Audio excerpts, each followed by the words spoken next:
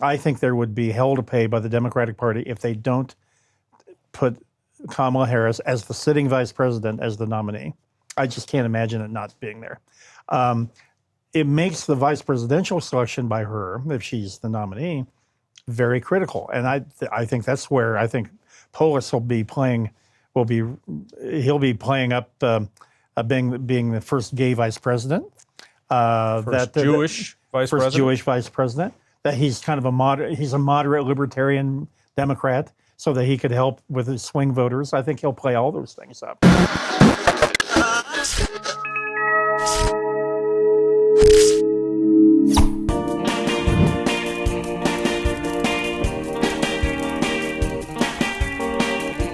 So what happened in the last election, the primaries here in Colorado? We're going to talk to Dick Wadhams, but before that, please like and subscribe this channel. Click on that little bell icon for notifications and find Devil's Advocate podcast on your favorite platform. All right, Dick Wadhams, if you had to describe this primary election in Colorado with one word, what would it be?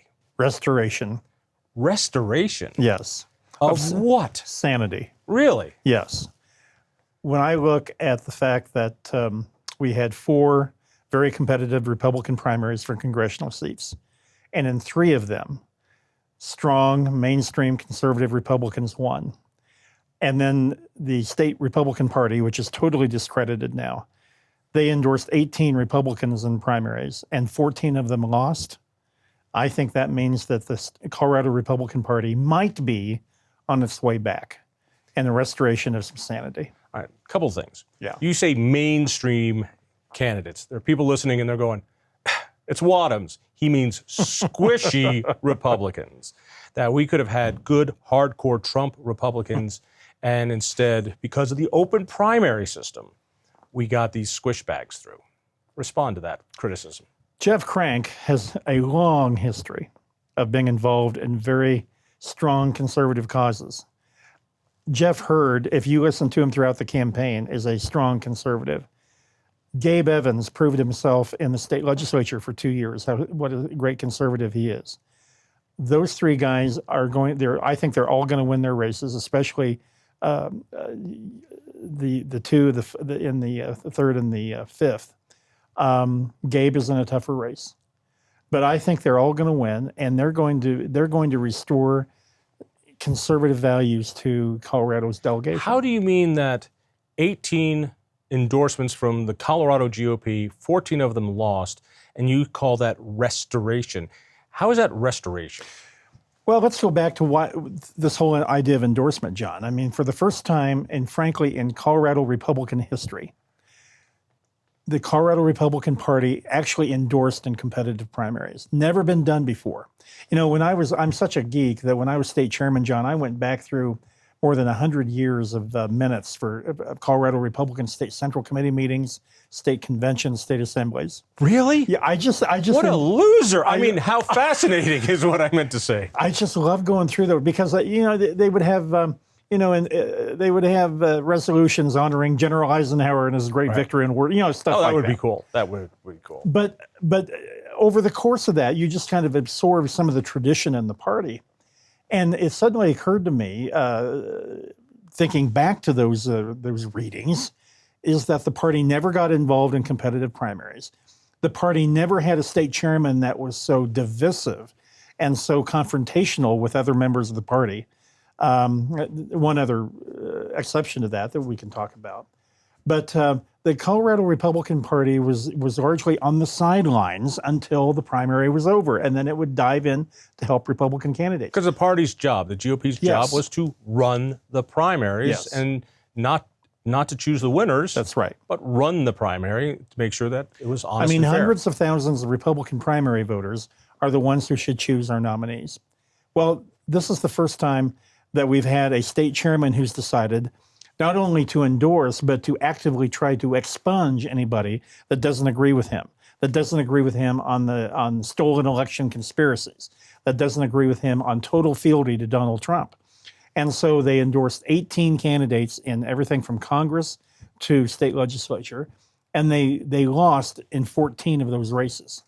Did those endorsements come with any money, any resources, or was it just something on a webpage saying the party endorses Well, them? one candidate got endorsed. Dave Williams endorsed himself and wrote him and had the state party fund part of his campaign. How much do you think that was? Well, I saw right- one news story that said $20,000. 20,000. But remember, John, the state party files a report on July 20th for the entire month of June, and most of June was before the Republican primary. I think we're going to find on July 20th, when the state party files the report, that there was a lot more money spent on his campaign. We don't know that yet. We'll have to look at the report. But one candidate did get endorsed and did get money from the state party, the state chairman. Did the others? No, not that I know, not that I'm aware of.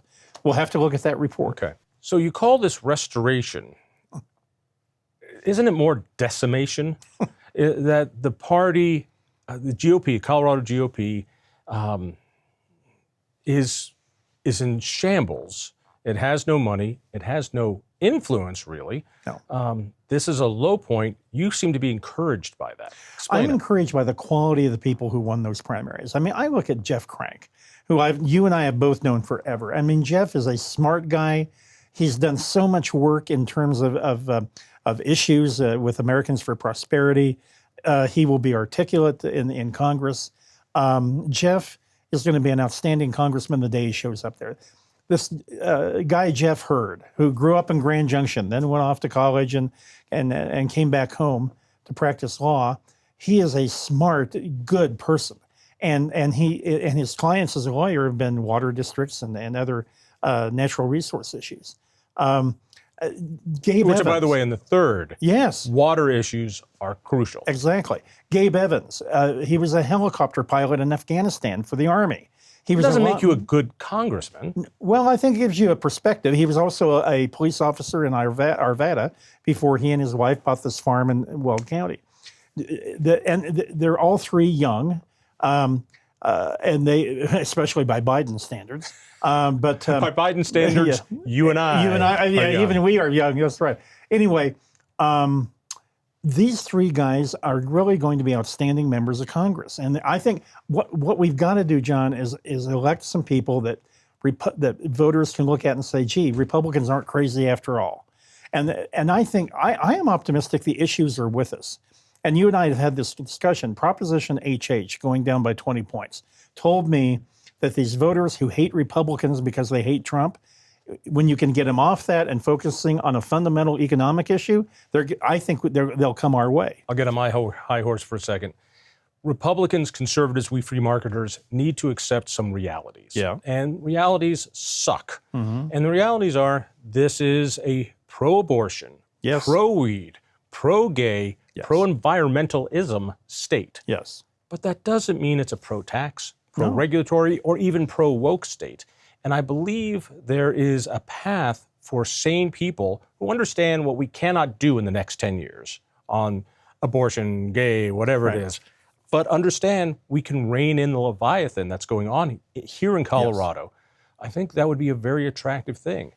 But if your goal is abortion and putting the Ten Commandments in the classroom, you're not going to win. No, and you mentioned the gay issue. This state chairman, Dave Williams, openly attacked LGBTQ people and called them godless groomers. I mean, it was more than talking about transgender issues and parental rights, which I think there's a legitimate debate to be had there. I'll go even farther. Yeah. There's such an incredible debate to be had there. Yeah. With indoctrination, Yes. with the trans issues, with free speech and the trans issues. Yes. And I get really passionate about that stuff. But to say, go burn flags is nothing but hateful, and it pollutes the conversation and the debate we're supposed to have, because you can't say the indoctrination that's going on in schools is wrong, and now you're just another hater trying to burn flags. Exactly. I mean, They set the cause backwards. Yes, because I think of Deborah Flora, who has done some really great work on parental rights issues in regard to that, and it just destroys the ability of somebody like her to continue to do that kind of good work. But that's the destruction that has been done by this state chairman and the Colorado Republican Party. It is we are irrelevant right now, John, the Colorado Republican Party, not only because of our numbers, but because of how the party has been defined by these people. And it started with Trump. Now, I voted for Trump twice. I'm going to do my disclaimer. I voted for him twice. I loved what he did on tax cuts. I loved what he did on the border. I loved what he did on deregulation, on judicial appointments. On environmentalism, on fossil fuels, on moving a embassy to Jerusalem. I mean, we could go on and on. On and on. He lost me when the January 6th thing happened and his behavior that day. And then he lost me on this incessant conspiracy that the election was stolen. I can't stand him anymore. Well, let's go ahead and do this detour. And I want to get back to state stuff in a second. Yeah. As we record this, Joe Biden is still the nominee. I think quite possibly before this airs, he might not be. But let's work on the binary decision between Joe and Donald. At this point, there's no question that I want Trump to win. I don't want to vote for this guy. I feel the same way after January 6th. It's not even the election denial as it was the inaction for the better part of 3 hours I find inexcusable. That being said, in this binary decision, I cannot give my vote to Joe and or Kamala. You? I'm not going to vote for him. No. Really? No, I'm not going to vote. All right, I'm not going to vote for. I'm not going to vote for Biden or Kamala. I won't vote for any Democrat for president. I won't. All right, let me try this again. I'm going to try to push you into a corner. Am I going to vote for? No. Okay, it goes into this. Okay. We added up. The entire vote for president falls on you and you alone. This is a hypothetical thought experiment. And if you vote for anyone else but Trump, then Biden wins or Harris wins. No. You still would rather have Harris or Biden than Trump? He crossed the line with me, John. Really? You can't look at my history of who I've worked for in my life. U.S. Senator Bill Armstrong, U.S. Senator Hank Brown, U.S. Senator Wayne Allard, Governor Bill Owens, Senator John Thune. I cannot accept this behavior. I cannot accept these lies. I cannot accept somebody undermining the American political process and I believe the American Constitution by this incessant conspiracy mongering.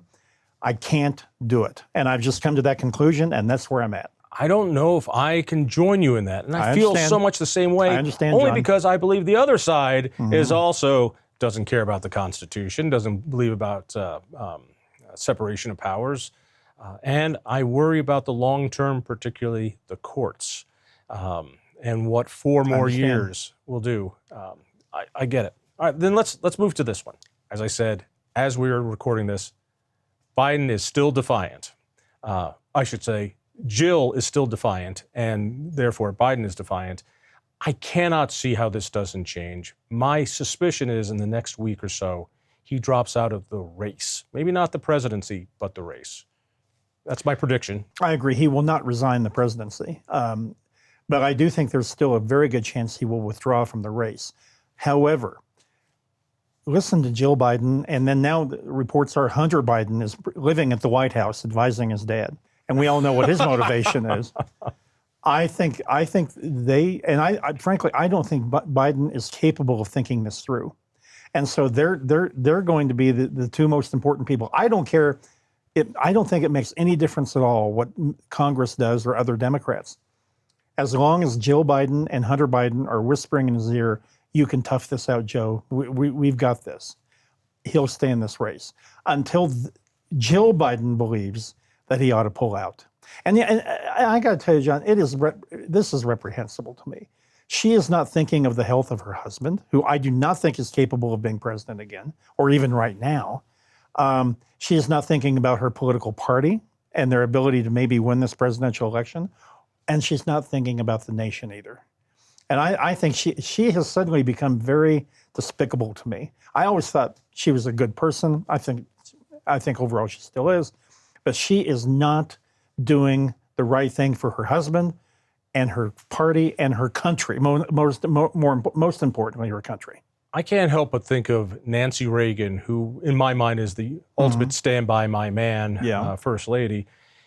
I suspect in the same situation, she would not want Ronnie making a fool of himself and for history to remember him that way.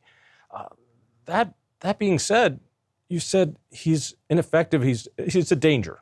I think he's. I do. Yeah. But still, you'd rather him than Trump. I'm not saying no. I didn't say that. I cannot give my vote, which I personally value a great deal. I cannot give my vote to somebody who did what he did on January 6th, and who has undermined our political process by this. And we all know what he'll do, John. If he loses this election, the election was stolen. We're going to be right back where we were. This guy's going to have to win this election without my vote. I am not going to confer my vote on somebody who I detest as much as I do what he's done. I just can't. And I detest Biden as well. But and by the way, we both know Colorado is not in play anyway, so it doesn't make any difference in the larger scheme of things. But so that's why, in my good conscience, I'm not going to do it. I'm not. I also believe Colorado is not in play. Right. That being said, Open Labs, which is a messaging firm, polling firm that the left uses, I saw that. Did an interesting poll that somehow, magically, I tell you, got leaked to the press. I wonder how that happened. And it showed basically Trump winning swing states, and it even had Colorado within 2 points for Trump. I don't believe that number. That just doesn't feel right. But let's assume that is. What does this mean for our governor, Jared Polis, who has been wonderful at getting his name out nationally as a business-friendly, libertarian-ish governor, of which he is neither. But the reputation out there is something interesting. Does he play in this year, assuming Joe decides not to run? I think he'll be playing in the background. Actually, I think that there's no room if Biden withdraws for anybody but Kamala Harris. I think the Democrats have to go with her. Why? Because her political base are black women, and that they are a huge part of the Democratic base. And I think there would be hell to pay by the Democratic Party if they don't put Kamala Harris as the sitting vice president as the nominee. I just can't imagine it not being there. It makes the vice presidential selection by her, if she's the nominee, very critical. And I think that's where I think Polis will be playing up being the first gay vice president. Jewish vice first president? Jewish vice president. That he's kind of a moderate libertarian Democrat, so that he could help with his swing voters. I think he'll play all those things up. Would she be wise to choose him as a running mate? No, frankly, I think if she becomes the nominee, I would go with Governor Whitmer of Michigan, or Josh Shapiro, the governor of Pennsylvania, because of where they come from. Biden can only be president by winning Michigan, Pennsylvania, and Wisconsin. And those are and Whitmer and Shapiro bring one of those states to her column, and I think that she's got to go there. Play this one out. Yeah, I think you're right. By the way, okay. I can't imagine what Jared brings electorally. Although he would jump at it in a second. I think it lines him up for 2028. Yes, and I think that's where his eye is. Yes. And so even if the ticket loses, he becomes a household name around the country. He gets a lot of exposure, could even become the standard bearer for 28, who knows? But yeah, you need to be strategic with that. So let's go with Harris and Whitmer. Do they win? Is getting Michigan, is that enough given where it is? I still think Kamala is such a disliked personality that it's kind of like Hillary. If Trump is going to beat somebody, I think she's very beatable. Yeah, I despise her as much as you do. But I will say this. Think about it, John. She is going to turn 60 years old. But she's 20 years younger than Trump. And I think the age question actually moves to Trump if she's the nominee. She was a prosecutor. She was a district attorney, and then she was the Attorney General of California. She presumably will be able to debate. And so I could see her being a much better nominee than what maybe you and I would want. and compared to Biden, I think she'd be magnificent from their standpoint. I think it would be very easy for Trump and the Trump campaign to underestimate her. But believe me, I despise her. I think she's much further to the left than she lets on. And that cackle of hers just drives me nuts, like it does everybody. But I could see where she could be underestimated. But she was there for the last 3.5 years as the economy sputters and sputters and sputters. Yes. And voters vote the economy more than anything else. They remember 4 years ago, things weren't so bad. That's right. Things were looking good. That's right. And this time around, Trump has not black women, but black men. I've seen polls that show he has 30% of the male black vote. That's right. No Republican has ever done that. No. Why do you think he's connecting there? Well, I think that he's a very strong personality, and I think that's attractive to black men, and I think that's what it comes down to. I've heard two theories. One is that black men feel persecuted by the law. Well, there you go. And here's a guy who is being persecuted by the law, and also that Trump has a swagger, a gangsta kind of swagger, and they like that swagger. Yeah. So that could change things as well, depending on who's voting. Yeah, and you and I both know it doesn't take that many black male votes to move the numbers enough to win some states that he otherwise couldn't. So it's not like it means millions of votes. We're talking about several thousand in some states, that in Pennsylvania, for instance. Where is the election? Michigan. Is it just those three states? Is that those three states? I think that's the election right there. Biden cannot. That's how he became president. That's how Trump became president, by winning those states against Hillary Clinton. I mean, there's still Georgia, there's still Nevada, North Carolina is in play. Some numbers show Virginia is in play, and of course they elected a Republican governor a couple of years ago. But I still think it comes down to those three big Midwestern states. Let's go on the other side. You mentioned how important the VP choice is for her. What about for Trump? You know where I think he's headed towards Governor Burgum of North Dakota. I read and well, you can see it too.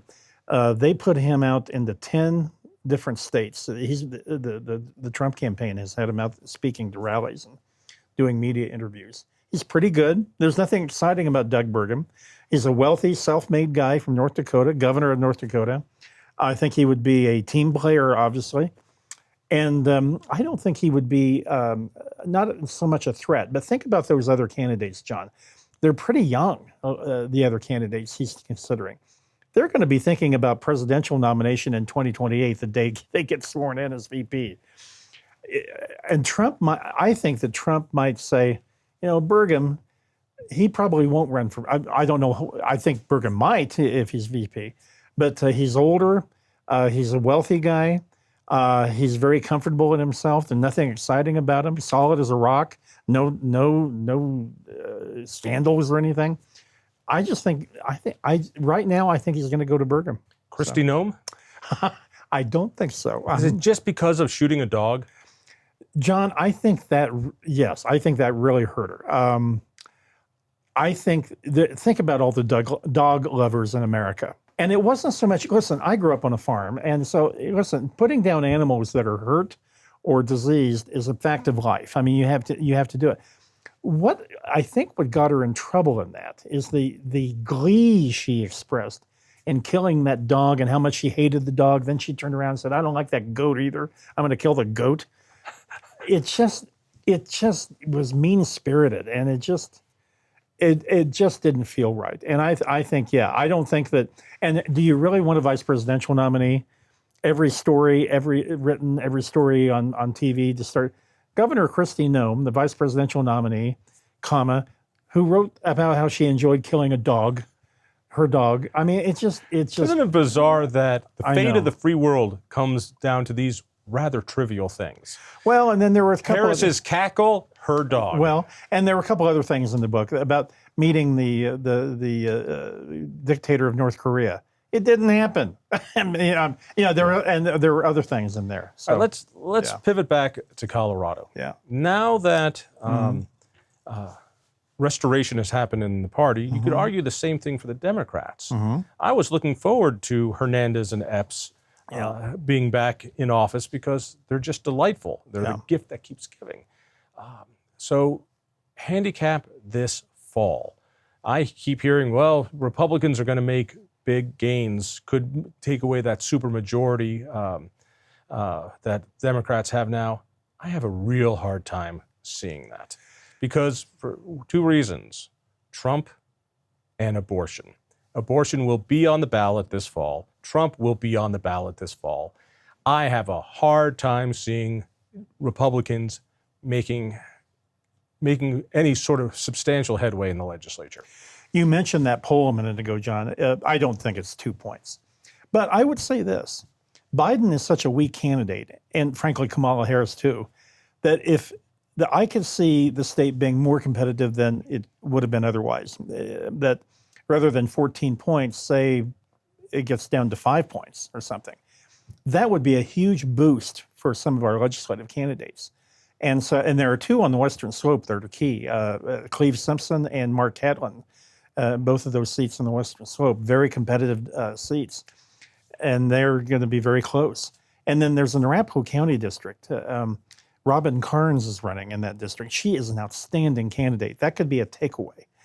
She might win. That's a Democratic incumbent in that seat. Democrats are going to lose Priola, who's term limited, who switched over to being a Democrat, and he's in solidly Republican. So I could see us actually picking up a seat or two in the Senate, or losing a seat or two in the Senate. I mean, it could. Same thing in the House. I mean, we could still go down with a seat or two in the House, or pick up. I've actually heard some optimistic projections that the House Republicans can make a case that they could pick up five seats in the House. Now, I don't know if that'll happen, but there's that kind of optimism within House Republicans. I remember 2 years ago the optimism and the $17 million spent to win back the state Senate. I don't think anything has substantially changed in Colorado. No. I don't think the demographics have. I don't think the hatred of Trump has. I don't think the get out the vote of... I agree. And that wasn't even a presidential year. This is a presidential year, so I think turnout's going to be bigger. I think if the Senate Republicans hold on to that 13th seat, that would be a huge victory. Just keep it at 13. Right, let's grab that for a second. Yeah. It'll be a victory if we hold on to keeping it not quite a supermajority Democrat. Exactly. You know how to make a man feel at ease. Yes. What happens to the U.S. Senate? Well, once again, Republicans should win. I mean, when you look at Montana and West Virginia in particular, that we should win those two seats. But they also, in Montana, Senator Tester, he's an amazing survivor, and he plays he's a genuine Montana farmer, and he plays that very well, very effectively, and he's kept his distance from Biden to some extent. But once again, it kind of depends on Trump, and is he able to not put Republicans in jeopardy in some of these seats? I heard somebody contemplating that the better Trump does, the more there'll be vote splitting. That I'll vote for Trump because we can't have Biden, but I got to keep him in check, so I'll vote for the Democratic senator or congressman in my district. Well, and when you look at Montana and West Virginia, they're definitely going to go Trump, definitely by big margins. Can Tester hold on? He might be able to. And in West Virginia, Manchin's not running again. Probably there will be a Republican there, but remember, it's such a narrow margin in the Senate. So, and of course, it could be a 50-50 Senate, and whoever wins the presidency will have the majority with the vice president. Again. What is this? Let's leave it at this. What does this fall come down to? I mean, if you had to, from a national point of view to a state point of view, I don't know what is going to happen. I think the economy wins, that is the issue. And I don't care how great Biden and Harris say the economy is. We know it isn't. We know it is propped up by popsicle sticks. Right. We see it every time we go to the store. We see it in every bill. We see it in every energy bill. And sooner or later, it just feels fragile.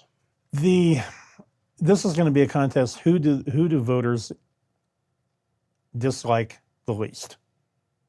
That's usually the case, though. Well, isn't it? but this one, John, I'll tell you what, both parties have failed, I think. I mean, Nikki Haley she would be so far ahead right now if she was the nominee. If Biden had been what he said he was going to be, just a transitional president, and had allowed some younger Democrats to run, if they had nominated somebody, and they still might. I mean, I think that early on in this process, remember, people would say the party that finally nominates somebody other than Biden or Trump is going to be the one who wins. And remember the other thing, Biden needs Trump to win and Trump needs Biden to win. I mean, I don't think we've ever had this miserable of a choice before. I really don't think we ever have. If this goes to the Democratic convention, let's say Joe, after we tape this, says, for the best of the country, I'm going to step aside. What happens? I know you say it has to go to Kamala. What is the inner workings? What does the machinery look like that makes that happen? Because well, the fact is, she's got to pick up all those delegates. She does, and of course, 88% of the delegates were elected as Biden delegates. He would have to release them.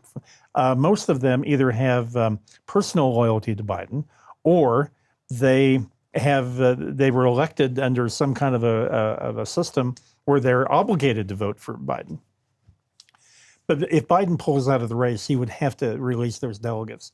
I don't think it's going to be an open convention. I think the Democrats will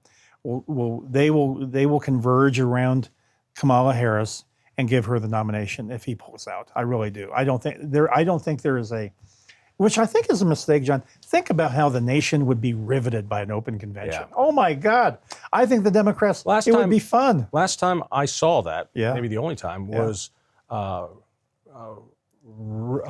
Reagan and Ford. I was there. You were there. I was there. Because we didn't know who was going to win that convention, the incumbent or this upstart. I was 21 years old and I was there. And John, it was electric. I mean, because honestly, it was in doubt. Neither Reagan nor Ford had the majority. And it wasn't until the second night of the convention when it was apparent Ford was going to eke it out. But that was a very close convention, and it was fun. Oh my! Were you Lord. A delegate? I ran for delegate. Interestingly enough, I ran as a Ford delegate, and You are such a squish. I thought President Ford he restored honor to the presidency. I stuck with him. But there were two like 21-year-old guys running for delegate in the 3rd Congressional District at the time, which is where I live. The other guy's name was Scott Tipton. And Scott was a Reagan candidate. I met Scott when we were both running for national convention delegate in that convention. And he won. He got to go, but I still went to the convention. I just wanted to be there. For those who don't know, he went on to become a U.S. Congressman, yes. Congressman. And good guy. What's the surprise going to be? What's the October surprise? Well, if Biden insists on staying in the race, and he might, by the way, I mean, Jill might get her way. I think some kind of a health emergency that will make him maybe even need to withdraw from the race, even if he's the nominee. And then the Democratic National Committee, which is about 300 people, will have to determine a nominee at that point. I think that could happen if he doesn't get out of this thing. I think he's very fragile, John. I really do. And now today, the New York Times and other publications are reporting that a Parkinson's doctor visited the White House 10 times over the last couple of years. What does that tell you? And both my parents had Parkinson's, and I've been watching him. Boy, you can kind of see that he might have Parkinson's disease, which doesn't affect your intellect. Well, eventually it does. It does impact your ability to think. It does. All I want is a bald president. We haven't had a bald president since Ike. Now And he you was could a say pretty- you could say Ford, but he was never elected. That's true. So I bring back the ball. And he was a pretty darn good president, Eisenhower. Eisenhower was a pretty Yes, he was. darn good president. He was a better general. Probably, but I think history has treated him kindly, and more so even lately. So anyway, All right. Until next time. Dick, thanks so All right. much. Thank you. If you enjoyed that conversation, by all means, click one of these other great programs. We have the best conversations with the most fascinating Coloradans. And subscribe to our channel. Just click down below and hit that little bell button too. You don't want to miss a single show.